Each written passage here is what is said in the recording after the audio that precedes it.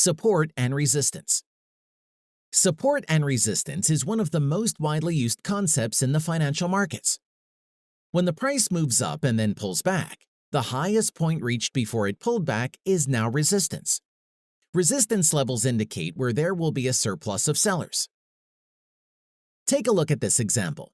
Resistance is always above the current price. The lowest point reached before it started back is now support. Also, during an uptrend, highs formed a resistance, but if demand is greater than supply, then resistance is usually breached. When resistance is breached, it becomes support. It's important to remember that support and resistance are relative to the current price. This is an example of price movement in a cryptocurrencies. Where do you think the support level would be?